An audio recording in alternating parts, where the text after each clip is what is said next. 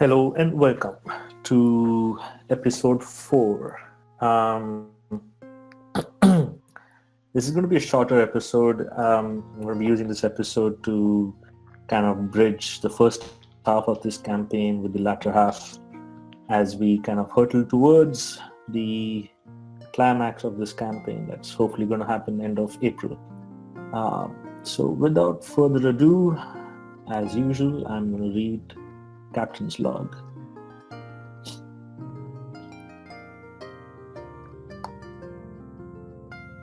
Captain's log, stardate 41809.5. A few months have passed since the Kanya 10 incident. Ensign Jakima has been permanently relieved of duty and reassigned. Starfleet has ordered the Dharma to patrol the neutral zone with the Romulans after our run-in with them on Kanya 7. Lieutenant Chon and myself have been ordered to report back to Starfleet headquarters. No reason has been provided. It will be good to get back to Earth, even if it's for a short while. I hope to make some time to visit the ancestral shrine before I leave.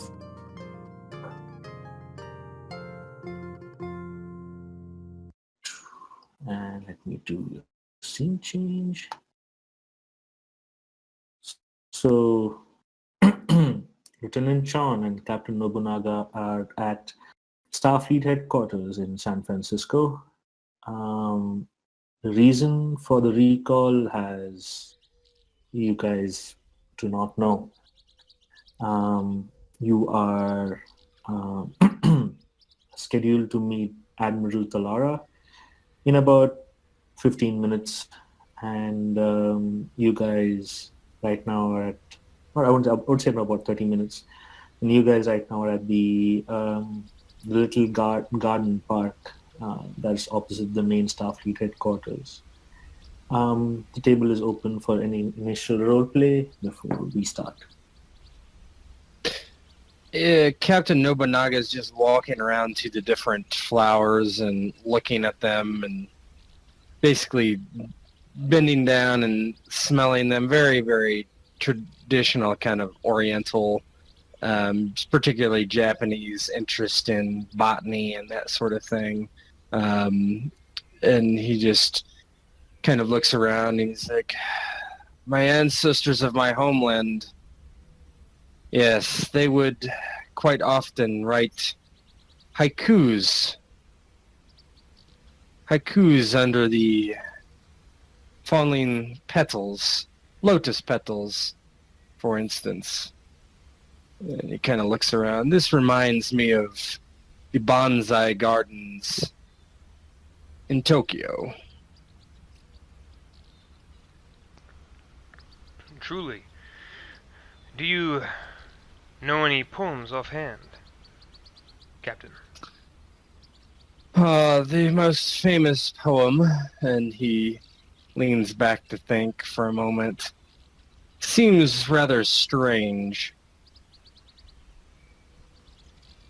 And she looks back at you and is like, would you like to hear it?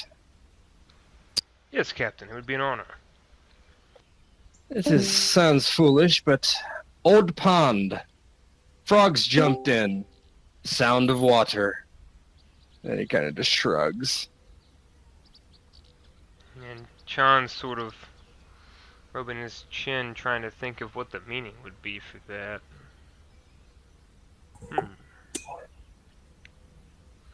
Certainly a interesting poem to ponder, Captain. Yes, there are different ways it can be translated, but and he basically just shrugs again, and I cannot say I have mastered the mysteries of the haiku. I dedicated myself to other pursuits, obviously. I'm only an amateur at such things. But a master of others, Captain, as we have observed as your crew. Ha! A master of nothing. No one is truly a master of anything. There is always more to learn, always more to do. Indeed, Captain. And he looks off and he's like, "Tell me of your homeworld, Bajora, correct?" Oh, Beta Z. Yes, well, not much to tell. It was a fairly peaceful living, having an entire planet of those who can read each other's thoughts and inklings. Well, hardly made it a good place for privacy, but with a lack of privacy comes a great deal of peace, understanding, and of enjoyment of the pleasures of life. So what brought you to Starfleet? Well, I sought greater things than simple trade work. My father and mother, they were good people and had simple jobs and simple lives, but I don't know, I had an itch to leave the place. I wanted to put my gifts to good use. There are people who can't do what I can do with, reading the thoughts of others and emotions. I thought that perhaps Starfleet could make use of my talents, and lo and behold, one thing led to another, here I am. He nods and puts his hands behind his back as he's kind of walking and doesn't say anything for a moment. And it's like, we all have our innate talents from our race, our species. But I think yours goes deeper than that, Lieutenant. And he kind of looks to you and says, "I can see a little of myself in you. I think you should consider command." Truly, Captain. Truly. I must say I have had some difficult experiences with taking impromptu command before. Though I did my best to excel in the opportunity, I do have some regrets about what happened. Yes, I'm assuming you're talking about the Ensign Jakima. And he shakes his head. Unfortunate that.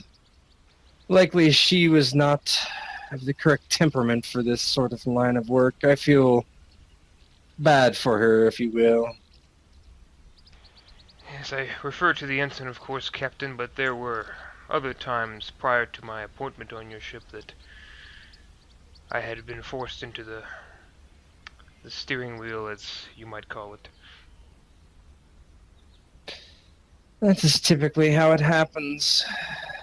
It is not usually as easy as the commanding officer always being available. From injury, death, malfeasance of duty. He just kind of shrugs. It doesn't matter. Commanding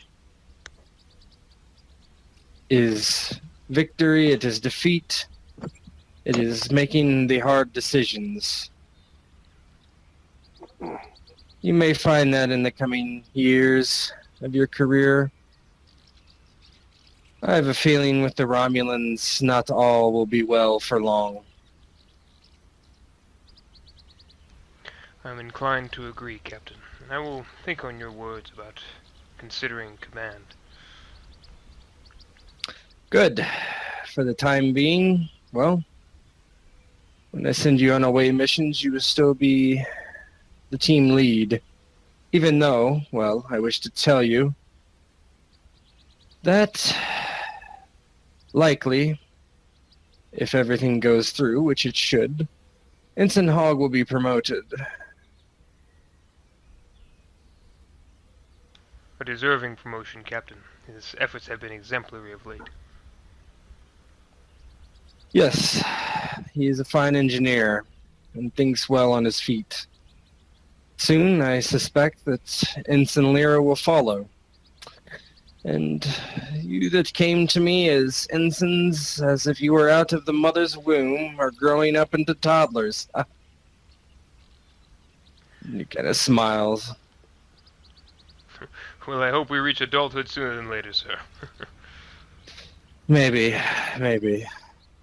Well, we should get ready for the Admiral's briefing, or whatever she has us flying all the way to Seoul. Come. And he turns and begins to walk towards the headquarters. Yeah, John would follow. After that insightful conversation between you two, you guys continue on towards headquarters. You've been here as cadets, and through the past few years, every time you come back to Earth, you know your way around easily enough. And before long, you find yourself in Admiral Talara's office. And she's a Vulcan, is that correct? Yes. Okay. She's a Vulcan. Yes, exactly. You see? She's feeling. But is she? Yeah, it's right. So she, cordially invites you in, offers you the seat, and she says, "Gentlemen, I've read your reports on Carnia 10 and Carnia 7, and I want to let you know that while there were some questionable decisions made, I agree with what has happened. I feel both of you and the rest of your crew acted in the best interests with the given information at hand. Yes, It is Admiral, I'm glad you agree. It is unfortunate the steps Ensign Jakima Kirki took. One could say she was not prepared for the rigors of space and the dangers it posed. But nonetheless, Starfleet takes care of its own. She has been reassigned to a more amenable duty. Yes, freighter pilot is what I had requested, I believe. Yes, that's correct.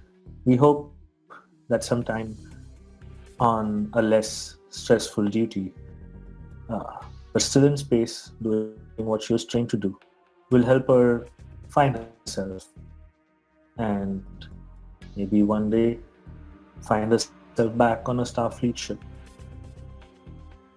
He doesn't really respond to that. He just kind of blankly stares forward. Not sure he agrees with that at this point.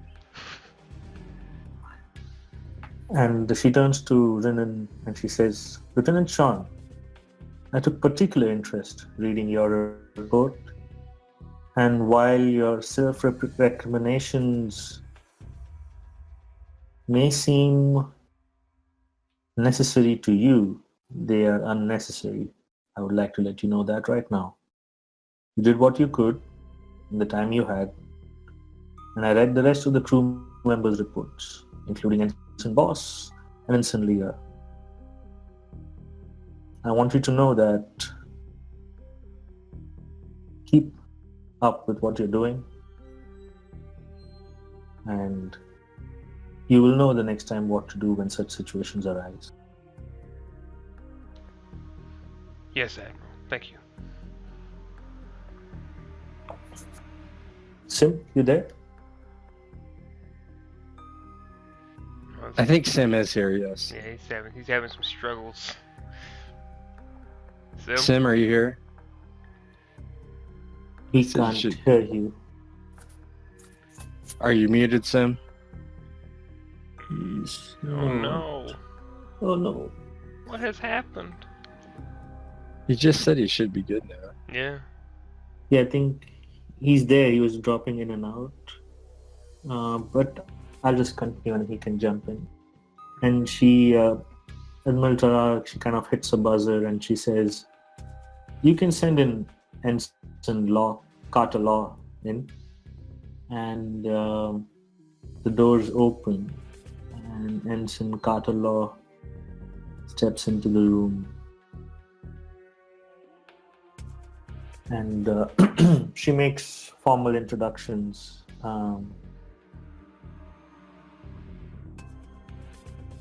This is Ensign Law, gentlemen, and I have assigned him to the Dharma. Good. I'm glad my requisition has been filled. And he looks over at the ensign and nods. I'm your captain, Captain Nobunaga of Clan Oda. Simply call me Captain or Captain Nobunaga. This is Lieutenant Chon. Then he kind of weaves over to Chon. I would nod and say, welcome aboard, Ensign. Looking forward to working with you. And he kind of looks at both of you, gives a nod. You guys can see on his face and Nobunaga, Captain Nobunaga, though you're closer, you can see there are some scars on his hands. It looks like Ensign Laux has been or has seen combat. You're unclear of the circumstances. And he's got this, the way he carries himself, the look on his face, that the eyes, you can see that this man has seen. Tim? Tim, you there? Yeah, barely hear you. Very muffled, my man. Yeah, very Hang on, muffled. let me see if I can fix it. Am I good now? Yeah, Better. much better. Alright, this thing is being wow. So I'm just giving them a brief kind of like a description of of your demeanor and facial expressions, some of the scars you show on your face and hands, and the fact that you definitely have seen some combat.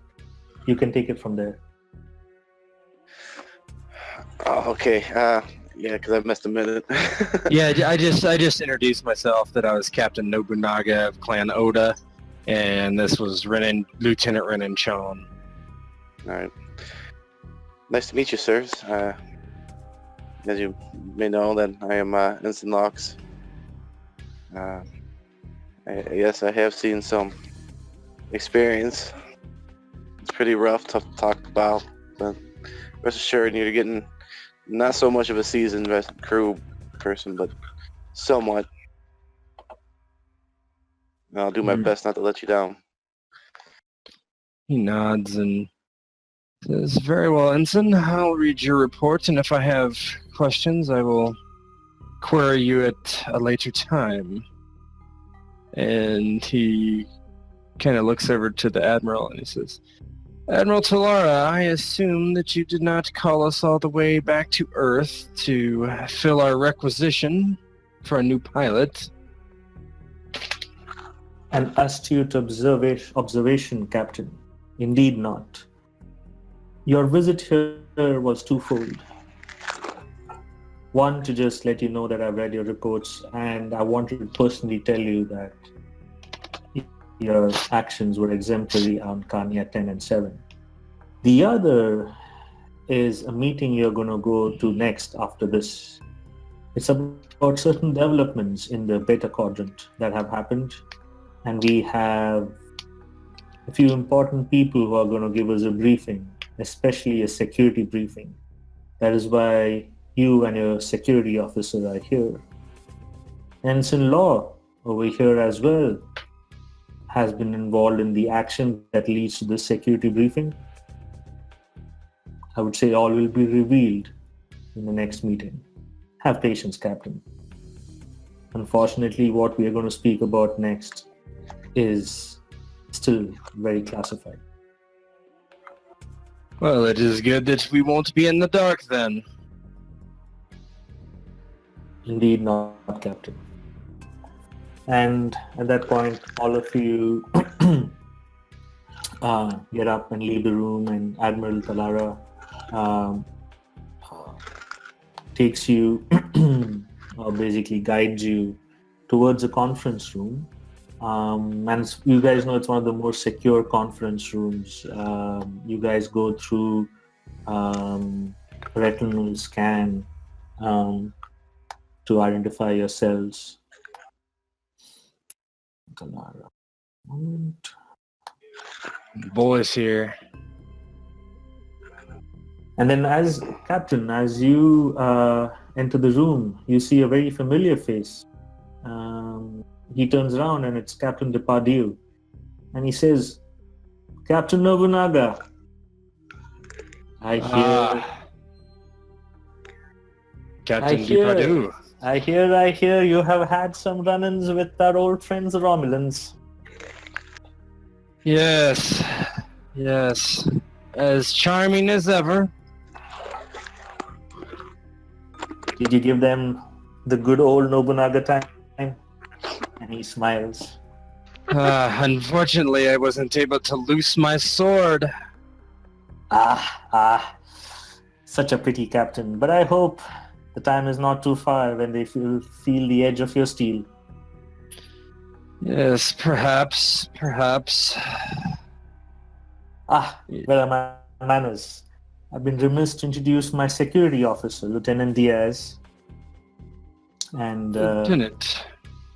And he bows slightly. Lieutenant Diaz steps forward. Hello, Captain. It's a pleasure to meet you. And I shouldn't do. It is excellent to meet you too, Lieutenant. Let me introduce you to my Lieutenant Security Officer, Ensign Chon. And he kind of nods towards Renan. And my newest crew, Ensign Laux. A pleasure. And she smiles very demurely at both Renan and Ensign Laux. I would go to shake hands and also offer a salute to the other captain as well. Captain returns your salute and she very gently shakes your hand. A pleasure. Laux will salute the captain and salute the lieutenant as well. Lieutenant salutes you both back, and the captain also salutes you back. And you guys are just exchanging pleasantries when the doors open, and in walks Chief of Starfleet. And you guys would know this is Admiral Layton. And also with him is Admiral Ross. And they both look at you, and Admiral Layton, gentlemen, lady, we have asked you here today because there have been certain developments in the Beta Quadrant, and you're two of my finest officers in... Oh. Give me a minute. What am I saying? Sorry. There have been some developments in the Alpha Quadrant, and you're two of my finest officers in the Beta Quadrant, and two of my finest ships. I wanted you all to know firsthand what's happening in the Alpha Quadrant and the threat we face, and the necessary precautions we must take in the Beta Quadrant to ensure its safety and the non-disruption of Starfleet activities. I hope I make myself clear. Of course, Admiral. Very well then. Admiral Ross just looks at you and kind of nods, making a mental note of both Captain Depardieu and Captain Nobunaga. You would know that Admiral Ross is more of strategic command, tactics, warfare. Admiral Layton is basically leads Starfleet and looks at Alpha Quadrant, and then Admiral Talara is kind of heading Beta Quadrant. That's why you've been reporting to her most of the time or discussing with her. Then the doors open again, and in walks Captain Sisko. Oh, and baby! A gentleman that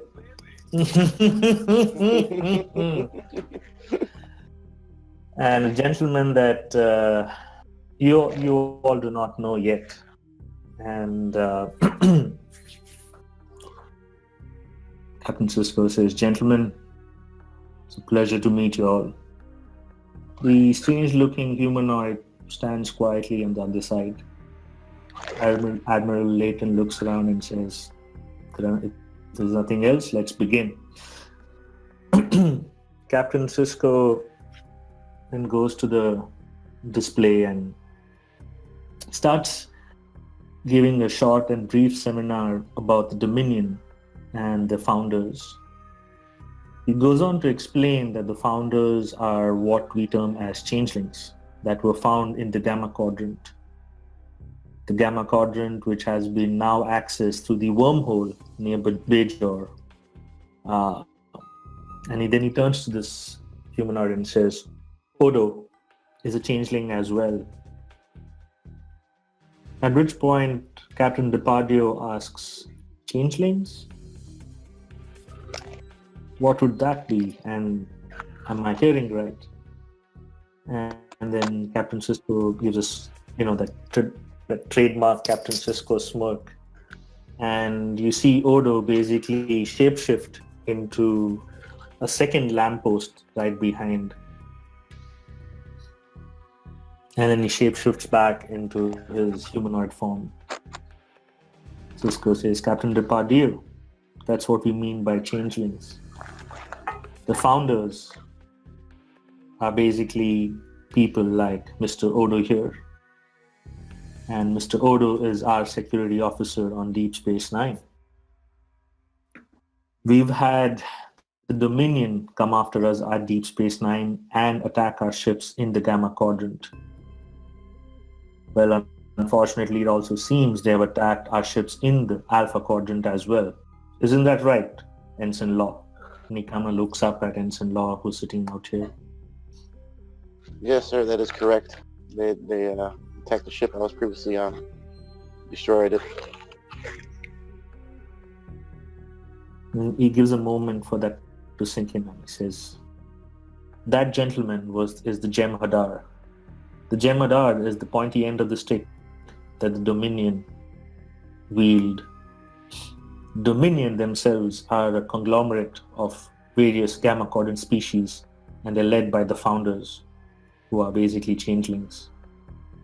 We believe the founders have infiltrated Alpha Quadrant and potentially infiltrated Earth. I'm here as capacity as Chief Starfleet Security Officer now to brief you on the steps you can take to ensure your respective ships are not infiltrated as well. He then proceeds to explain to you the different techniques they use to find if there are changelings in the room or on your ship. Up here in the room, you'll see that there's a small device, and before you know it, it starts emitting an orange light all over the room. And suddenly you see Odo, the changeling, start to transform again to his liquid form. And you can see that the liquid form is hurting, is basically writhing in pain as this orange beam starts permeating the room. And then Sisko turns it off, and then Odo reverts back from that form to his humanoid self. That gentleman is a phaser beam. Phaser beam set to a very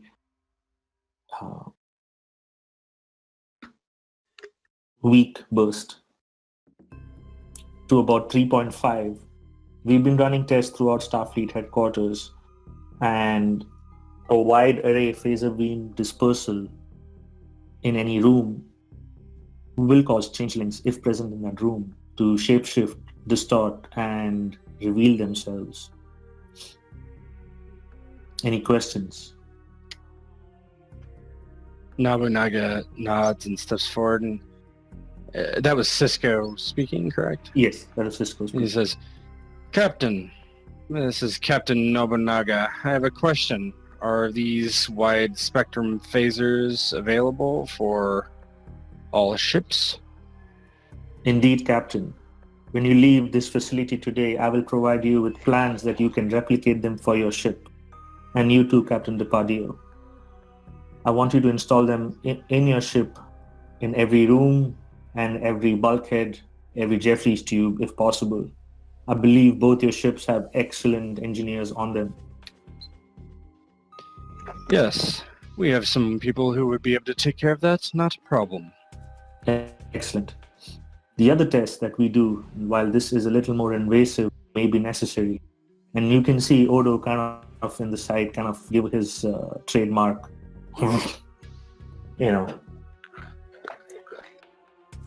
is a blood test. And then he takes out this small, you would have seen it, Stalek would have carried it with him at times. Mm-hmm. It's basically like a small little gun with an attached glass vial. You can, Cisco basically kind of injects it in his arm, draws a little blood, and he kind of shakes it and he holds in front of the entire room, says, human. And then he goes over to Odo and he says, before he says, pardon me, Odo, and he does the same thing to Odo, extracts a little of Odo's blood, and then he shows it. And then he kind of shakes it, and you can see it kind of turns from red to then back to that golden color, that basically what the changeling's base form is. And he says, the founders. I would recommend when you return to your ships to do periodic blood scans of all your crew members to ensure that no infiltration occurs.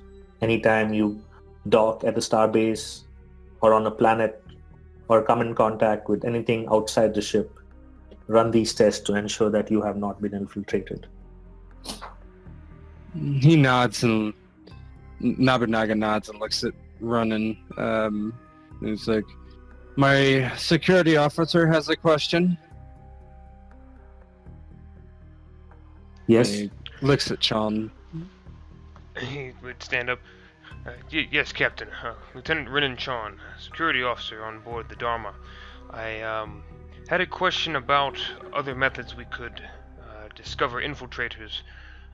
As a Betazoid, would I be able to use my ability to sense emotion or any kind of feelings they might have? Do they differ in the way they emit these emotions, feelings? Is there any kind of pattern that has been discovered? Odo, you want to take this? And Odo kind of thinks for a bit, and he says, yes, I believe my interaction with another Betazoid has shown me that she knew of my origin. I will have her send a report to you on how she found out I was not a humanoid. Maybe that will help. Captain Nobunaga asks, he's like, excuse me, Security Officer Odo, but I know it might be a inconvenience and perhaps displeasant, but if my lieutenant could attempt these techniques on you currently, he would have real-life experience, and that would be more than most. It's an excellent point, Captain. Very well, then.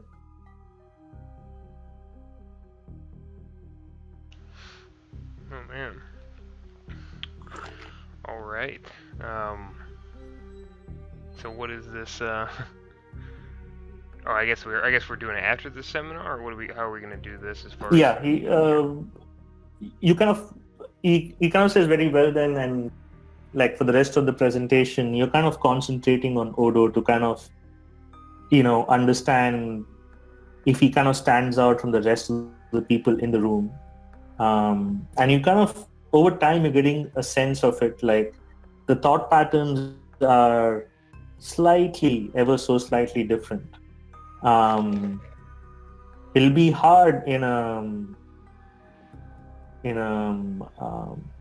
how do you say, stressful situation. But you feel that if you talk to Odo a little more after this meeting, you might have a better sense, and the report he might send later is also give you a better chance to think about how you can best do it. But you feel that, yes, there is, like all humanoids in the room, each of them have a slightly different thought and emotional pattern, and Odo's no different. It's just a matter of experiencing it a little more so that you can kind of latch onto it. Yeah. And then the presentation kind of continues describing what the Jem'Hadar look like. Captain Sisko says, beware the Jem'Hadar, unlike any of our adversaries before, are only driven by victory. Their penchant, victory or death, or something like it, drives them. They feed on a substance called ketracel white. And he then goes on to explain the ketracel white is, think of it as an enzyme that completely nourishes them. Without the enzyme, the Jem'Hadar can live barely for a few days at best.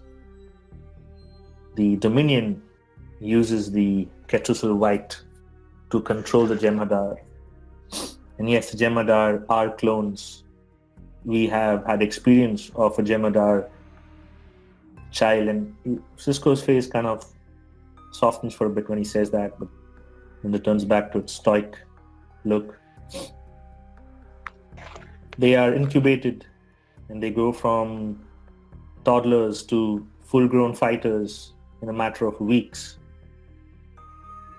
A legion of Jem'Hadar can easily rout an unprepared starship. They have cloaking technology just like the Romulans and the Klingons, so beware. And before long, though I believe the Admiralty in this room may not agree with, before long I feel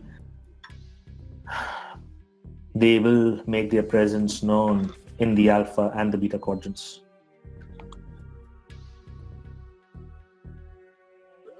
And then there's kind of a silence in the room. You feel that the presentation has come to an end. And Admiral Layton kind of gets up. And he says, another thing, gentlemen, that has not yet been announced, but it will be surely known sooner or later, is that the Romulans have signed a non-aggression treaty with Dominion. How they have made contact with the Dominion is still not yet clear to us, but they have. And if the Dominion do attack, the Romulans have promised them to not interfere. But that does not mean the Romulans will not try to.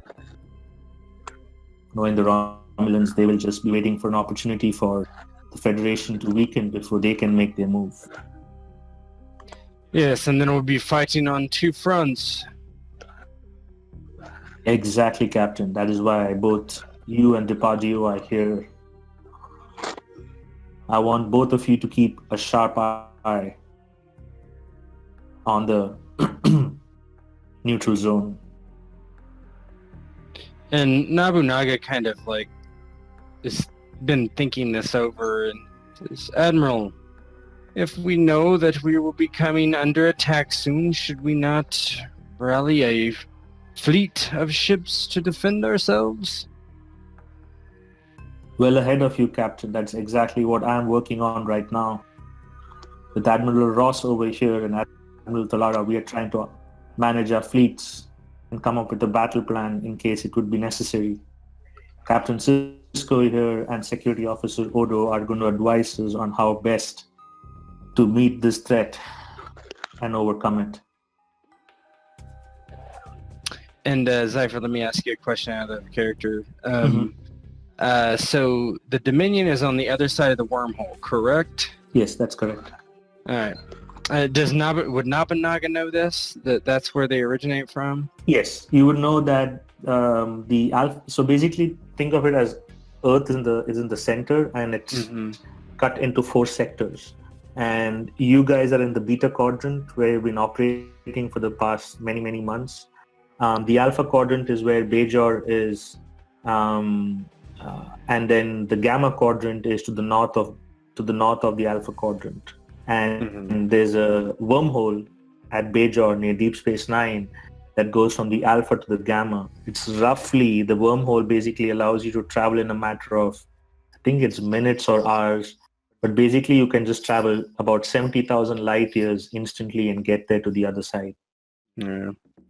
Nobunaga says, if we are worried about some catastrophe, I am sure this has been discussed, but the wormhole, if it could be destabilized or destroyed, then the Dominion would have a difficult time reaching us. And there's a Nobunaga, you feel there's a perceptible change in the room. You kind of, as you're saying this, you're reading the room, and everybody but two people in the room kind of are nodding their heads. But you see Captain Sisko, his jaw clench, his face tighten. Odo is giving him a knowing look, and the look kind of says, he's telling his captain to kind of calm down, and Sisko says, "No, that is not an option, Captain." And why is that, Captain? Because to Bajor, the wormhole is important. They believe the prophets live in the wormhole, and the prophets are a central figure in Bajor's culture and religious beliefs.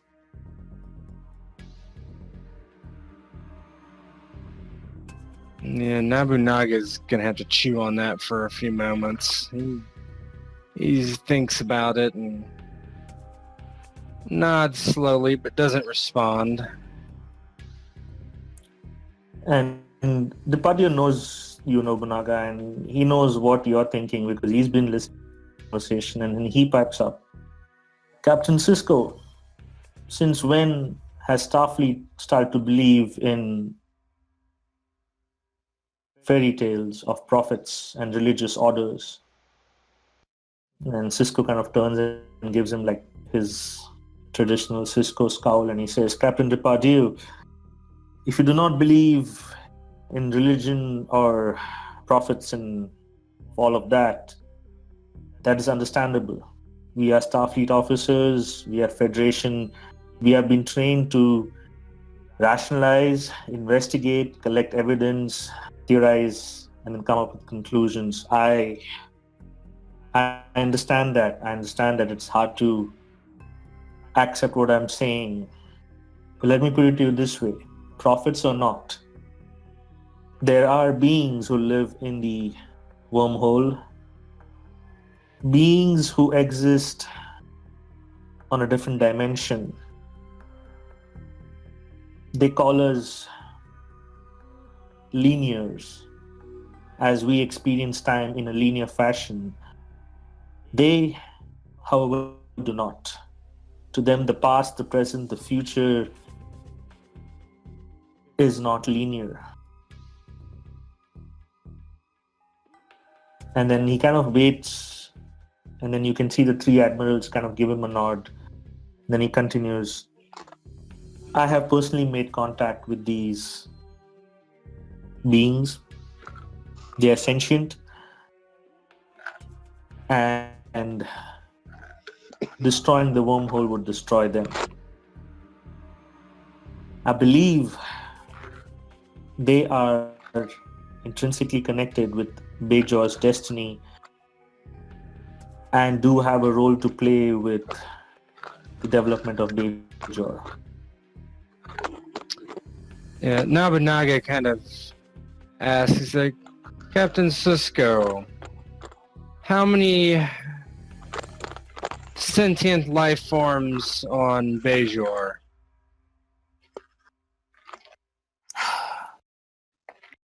How many sentient lives in this wormhole? I understand where you're getting at, Captain Nobunaga. But who are we to decide the weight of a few sentient beings versus a billion? Maybe billions even. And For now, he kind of looks at sideline. He's like, "These are answers that happen all the time. Not by us, perhaps, but it is decided. Starfleet High Command makes such decisions. A warrior makes the decisions to send his men into battle knowing they may die to save others. And you can see Cisco is silent. His scowl is growing. Cannot disagree with what you're saying. I am not, Although, and Nobunaga like wants to make. He's like, and let me make myself clear. This is not what I am saying should be a first case scenario, but there may be a time when this is all that can save the Federation if these founders and Dominion are so powerful. I agree, Captain. Yes, I agree with everything you have said. But I believe, and you must, I can't ask you to believe what I believe, but I believe that the beings in the wormhole have some role to play. I cannot tell you what it is, but I believe they have some role to play. Trust me, I'm coming up with every idea I can to protect the Alpha Quadrant and by extension the Beta Quadrant. We're even considering maybe mining the entrance, but the best minds on D Space Nine are thinking about it. But yes, I do agree with your considerations.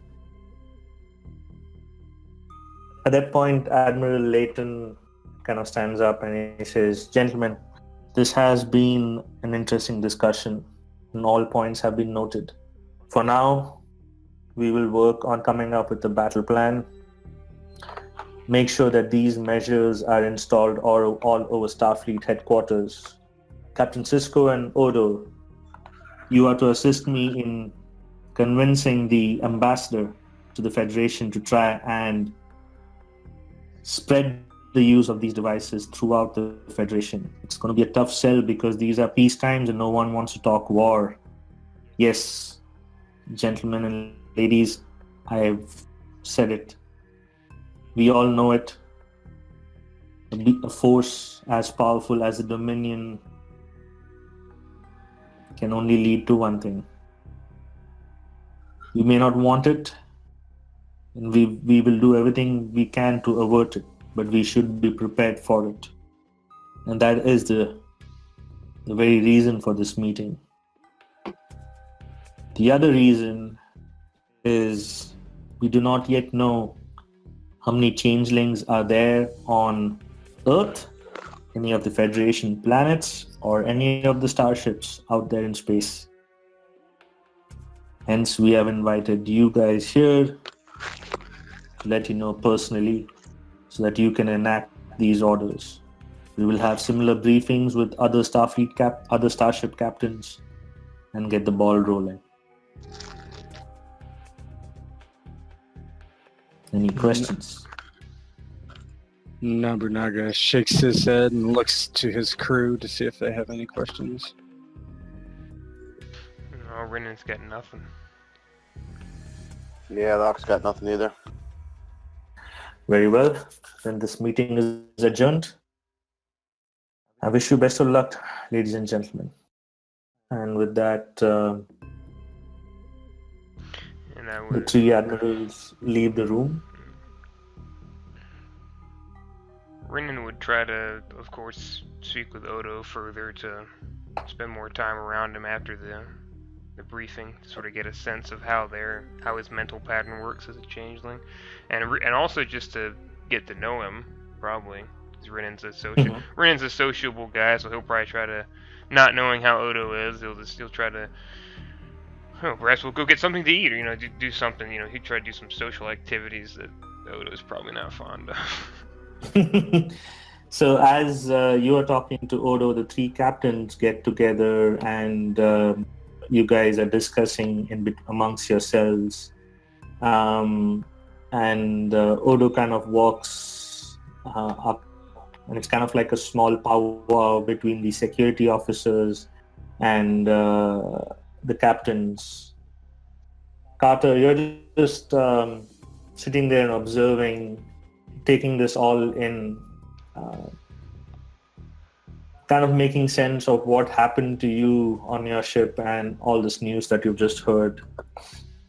Renan, I would probably I mean, can I sense like an emotional thing off of Carter, just to see how I guess, what would it be? Choose to sense emotions. Just sort of read surface thoughts and things like that to see how he's feeling, because I feel like Renan would try to include him somehow to try to get him involved in, this discussion. Seeing him sitting there by himself. So Carter, how are you? What is your surface thoughts and what is going on in your mind? Well, because essentially at the time, I would imagine that they didn't know who was attacking the ship that he was on when they destroyed it. Mm-hmm. So now all this new stuff's coming in, and it's kind of like just hitting them like a truck. Like, how in the hell are we supposed to fight that? We barely stood a chance in the first place when we came upon them, type of deal, I'm just thinking, just trying to process it and chew on it, And, as we're discussing here, the security officers maybe look at Carter once and get a sense of that's what he's feeling. He's just sort of wrestling with past experiences and difficulties that are trying to make sense of a nonsense situation, essentially. Things that couldn't have been considered before. He'll probably walk over to him. Ensign Laux. Laux will stand up straight. Yes, sir. Oh, no need to be so formal, Ensign. Come now. Would you like to perhaps speak with me and the other security officers? It's a riveting conversation about things we were just discussing, and also where we're going for lunch. Well, I don't know if I'd be all help with the security officer stuff, but I could definitely be a help going to some lunch. Well, learning about any kind of security protocols helps, especially with the position you'll be in. My understanding is that you'll be our pilot. That is correct, sir. As security officer, I'll be relying on you as well on the bridge. Of course, I can't be everywhere at once. Having another trustworthy pair of eyes there would be useful, and you could learn some valuable things about this whole changeling business. Having some conversation with us. Come. Sort of. He'll bring him along. Accompany him over there. Awesome. So yeah, Renan, Odo's giving you answers to all your questions,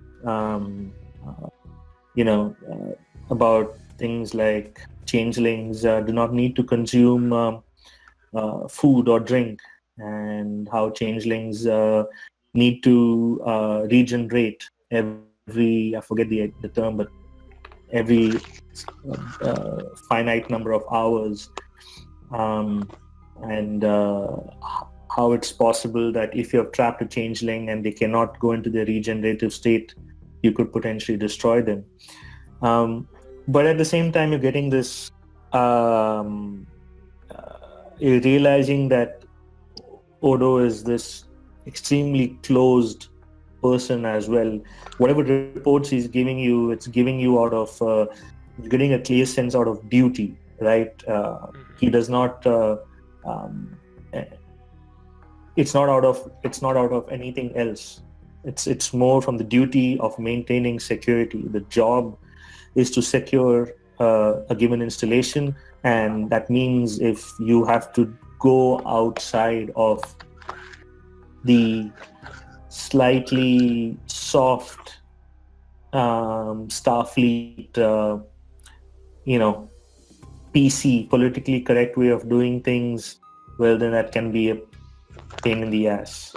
Because when it comes to security, Odo is basically right, and if he had his way, then it would be blood tests every day and phaser sweeps every hour, and so you're getting all of this, and you're kind of starting to now get a mental makeup as well. You're able to differentiate a little more how the base changeling emotional and thought patterns, and then the emotional and thought patterns of the individual that's Odo, right? So think of it like layers, right? So there's the base, like, every changeling is going to have that, and then maybe each of them have a personality of their own. But it comes and goes. It's not unlike Lieutenant Diaz or Ensign Laux or your captain, it's hard to pinpoint, right? You feel that you have an idea now, and he tells you, also gives you the information that it was Luxana Troy who basically detected he was, not a true humanoid, and then he's going to send you a report, and you would know Luxana Troy as a very Yes, I famous would. ambassador. Yeah. we all know Loxana Troy. Yeah, we do. And you kind of give, yeah. Yeah, you give that knowing smile, and your conversation continues. Captain Nobunaga and Captain Depardieu are having a heated conversation with Captain Sisko about, attack strategies and flight patterns while engaging with the Jem'Hadar ship. And Captain Nobunaga, you are quickly realizing how alike you and Captain Sisko think when it comes to battle. You are drawn to that sense of no nonsense. When it's time for action, it's action. Diplomacy will have to wait for another day. Yeah, Nobunaga is listening to Sisko and finds himself nodding and agreeing more than he's not, and that's usually he disagrees with part of the Admiralty quite often because he is known to be kind of a snap judgment kind of captain, right? Pretty quick to act in any way. He basically processes things fairly quickly in his mind, and whatever he's going to do, he does it, like when he gave himself over to the Romulans. Fortune favors the bold, right? Basically. Exactly. And that's kind of a motto from his culture anyway, right? So he is not afraid to act, and he sees these things in Sisko. Exactly, and you feel that your friend compatriot Depardieu, who's more of a mix of action with diplomacy, and you can see that he's kind of losing ground, and you're hoping in the back of your mind, you can't quell the sense, getting the slight tinge of worry for Depardieu. You feel that he may not act quickly when the time comes for action. But do you know that Sisko, when the time comes, he's going to be there bringing the hammer down. You can be assured of it.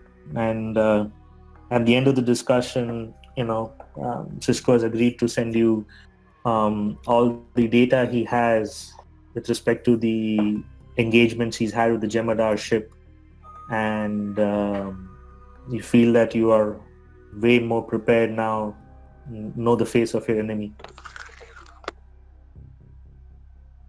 Yeah, and he thanks Sisko. I appreciate this, Captain. We won't let this data go to waste, certainly. I appreciate your input, Captain Nobunaga. It has been enlightening to speak to you. I hope our paths cross again under better circumstances. Hi, as well. And he nods to Sisko. And then Sisko, looks to both of you and takes your leave. Captain Depardieu is deep in thought of, and is a little troubled at what he's heard. And he says, "Look, Oda, these are strange times indeed." Yes. Perhaps we need some strange times. I'm getting quite bored just scanning things. Oda, he kind of gives you that look. Yeah. He puts a hand on Marcel's shoulder. He's like, "Come on, Marcel, let's go get some sake." He took the words right out of my mouth, Captain. And you both smile, and you both proceed to leave the room. Back at the security officer's conversation, Rinan, you can see all your overtures for getting lunch or even tea or anything for that matter is hitting a stone wall with Odo. And he's like, yes, Lieutenant Chon, is it? Yes. I appreciate what you're offering, but there's a lot to be done. A lot of more unsecure sites have to be secured by the end of the day. And he's having a little harder time because he's out of his comfort Oh, zone from DS9. And in that case, Security Officer Odo, perhaps I could help you secure them. oh, yes, most definitely. I think that would be helpful. Lieutenant Diaz also is kind of she's been quiet, but you get the sense, Renan, that she has been listening to every word that's being discussed. She says, "I would like to join you as well, if you wouldn't mind." And I look at Odo because they're his sites. So I mean, Very well. 3 could do it faster than just 1, I guess. And very well then. Follow me. Ensign Laux, before Captain leaves, he has a couple of words with you. Anything you want to say to Ensign Laux, Captain Nobunaga? Yeah, Nobunaga says, Ensign, it will be good to have you aboard the Dharma. I hope you actually like to fly, unlike my last ensign. Well, sir, I love to fly, so hopefully it's up to your standards. Unlikely, but we'll work on it. He kind of let out a smile and a little chuckle. Yeah, and you notice that probably Nobunaga has got the faintest of smiles. He's kind of fucking with you a little bit. And he says, stick with Lieutenant Chon. I want you to get familiar with him. He will be your away team leader, more than likely. You'll be flying my runabouts, so keep that in mind. Roger that, sir. And he nods and he's like, well, I'm going to go get some sake, so you men keep working. And he kind of smiles and walks by and leaves. Yeah, so Captain's Conference happening in the lounge at Starfleet headquarters. Conference. So the rest of the day goes by. Renan, you're basically shadowing Odo along with Lieutenant Diaz. The more time you spend with them and with Ensign Laux, you're kind of getting to know them better. You're getting to know Lieutenant Diaz pretty well, I would say, at this point. Yeah, I think so. He's gonna karaoke for us soon. That was after we were done securing sites, I really was just gonna say, let's go to the karaoke bar. I hear it's great in San Francisco. Good to blow off some steam every now and then. She smiles demurely to your, and she says, "Definitely, Lieutenant. I could do with a drink after this briefing today." Odo just harumphs as usual, and yes, more sites to secure. And Renan, I would say you, as a security officer, are just completely floored with Odo's technique, attention to detail, and like doggedness to achieving what needs to be achieved. I'm probably near reverent at this point. Just exactly. Taking actual physical notes on what he's doing. So the day winds down, and you guys kind of find yourself back at Starfleet Lounge within the headquarters. And actually, no, not this one. This is a better one.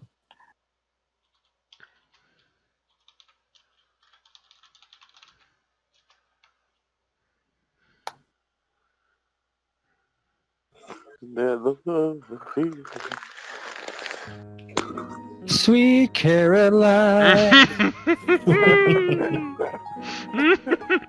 never looks so good.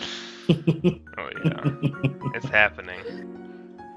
This is Frank Sinatra style. Oh baby, smooth I can jazz. definitely hear the music. Smooth jazz, Space's Age. Oh my. So there's there's the lounge. There's some really smooth jazz playing, and what happens? I'm getting drinks and seeing how well, I'm probably not getting too hammered because we're away and we're in front of company that's not familiar. I reserve the heavy drinking for shipboard pursuits because everybody sees me and they know what I'm capable of on ship as far as drinking goes. I'm not trying to tip my hand too hard right now, but I am trying to get a few drinks to everybody and get Carter relaxed, and we're all gonna have a good time. And there's gonna be karaoke whether or not it's already available or we make it happen.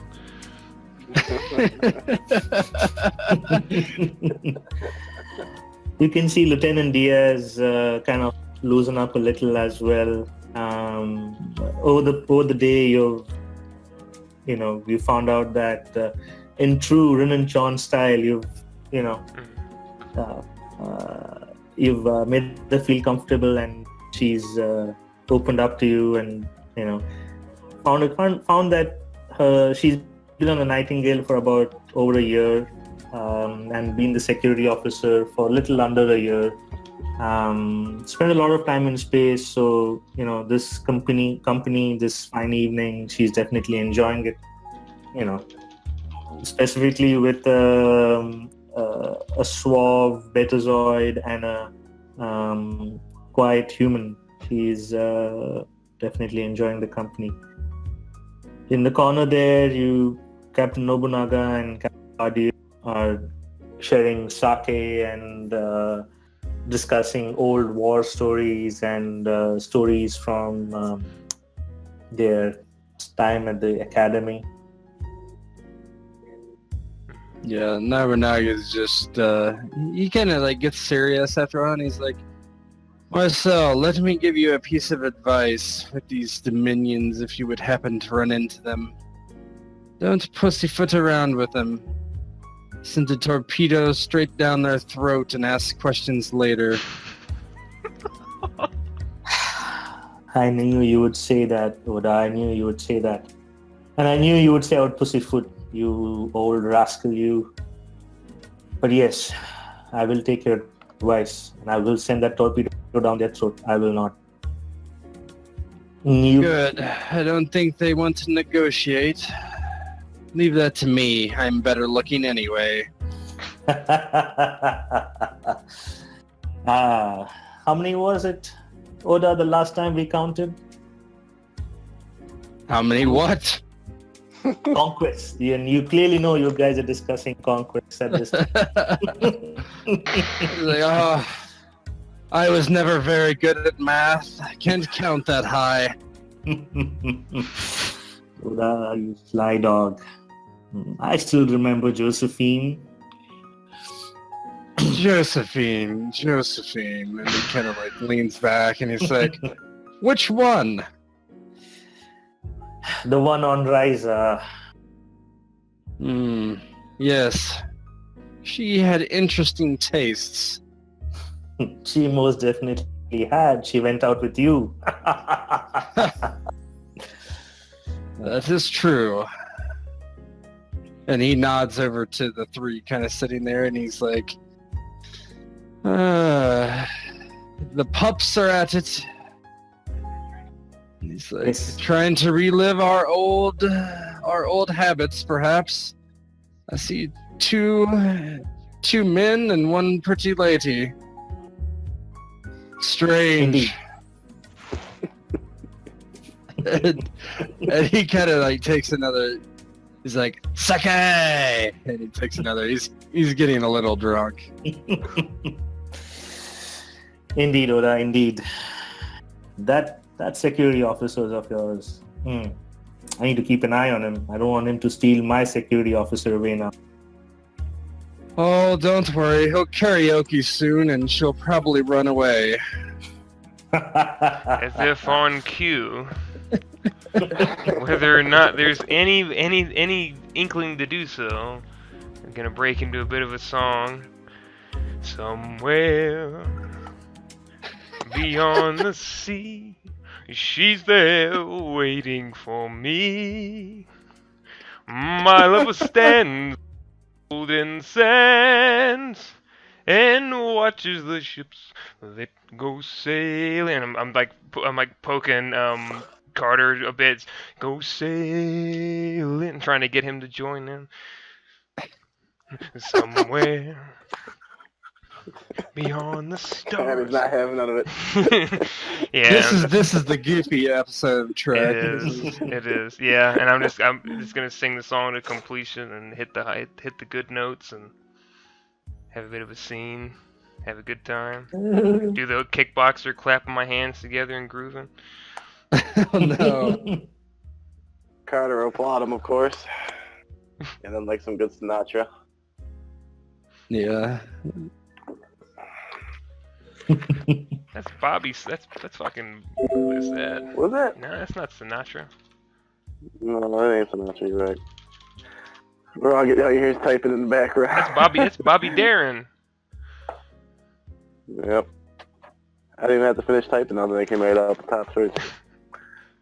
And then as you're singing that, the band kind of kicks in at the back, and the jazz kind of goes from smooth space jazz to, Oh my man.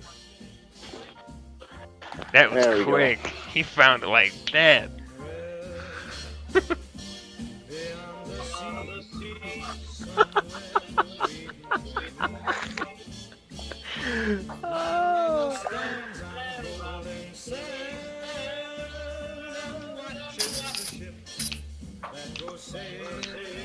And then Lieutenant Diaz also joins with you, Lieutenant Chon, and starts singing with you. Oh man. And then you can see, back in the room, your captain's had a good chunk of sake in him, and he's singing along.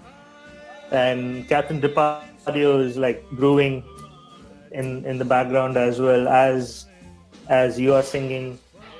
Before you know, everybody else in the lounge kind of hones in, kind of sinks in with you, and everybody in the lounge is now kind of brewing and snapping their fingers. A couple of people join you with the choruses.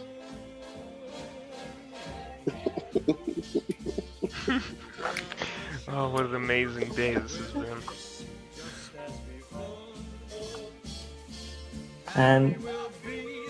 And the party continues into the wee as the crew of the Nightingale and the Dharma kind of relax after their very serious and jolting conversation with the Admiralty and Captain Sisko from Deep Space Nine.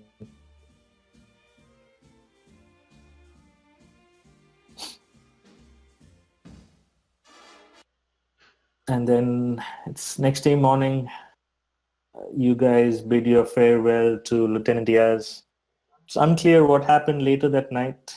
It's all a mystery. Did I wake up Not next for to me. Lieutenant Chon? Yeah. I woke up next to Diaz, They and you passed woke out up in the next bar. to me, and then the captain woke up next to you, and it was all a big question of what happened. And we all decided not to speak on it ever again. But it was truly a memorable evening. And for all three of you, you guys have spent so long in space. Being back on Earth within the gravity well, being back at Starfleet headquarters, it's, it just brings back a lot of good memories, and we start off where we started the session, back at the garden at Starfleet headquarters. For any closing roleplay, discussions. Yeah, Nobunaga's looking at the flowers again, and he takes a couple. One of these petals from this flower falls off, and kind of reaches down and takes it and puts it in his palm, and then looks at it for a few minutes, and then blows it out of his hand, lets it kind of float through the air, and looks up at the sky and takes a deep breath and smiles, and he's like, "Ah, the fresh earth air. I do miss this." It's hard to remember how bright it is in the morning around here. And Sean's actually probably wearing some aviators because the light's kind of hurting his eyes. The captain is the only one who is, he's maybe short in stature, but he's exuding confidence. Doesn't matter how much sake he had the previous night.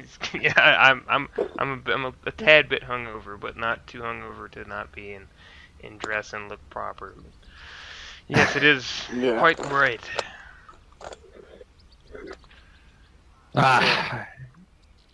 And he kind of looks at both of you and like smacks you on the shoulders. Too much sake, I think, eh? Too much sun at this point. I was drinking something called schnapps. And Nobunaga just like puts his hand on his forehead and he's like, "Ah, I'm sorry. I'm very sorry. That is what Germans used to drink. It tastes like candy and gives you the worst headache in the entire world. Entire universe, maybe." Indeed, Captain, but on the whole, my night was exquisite. Well, good. Our nights will probably be a lot worse. I, like many in that room, feel that war is coming. I've felt it ever since Carnea 7. The Romulans would never be so bold to do this unless they thought they had a reason to get out of such a mess. They're emboldened. Either the Romulans or the Dominion. We will see them at the other end of a phaser soon enough. We'll be ready, Captain. I know. And he looks to Carter and Ensign, I do hope you can fly because you'll be taking us out of here. Let's go. Unfortunately, my trip to Tokyo is going to have to wait. We don't have time. We need to try to install these phasers on the ship as soon as possible. We'll need Ensign Hogg to begin at once. Roger that, sure. I'll get you up to that ship lickety split. And with that, as the screen fades to black, the song continues.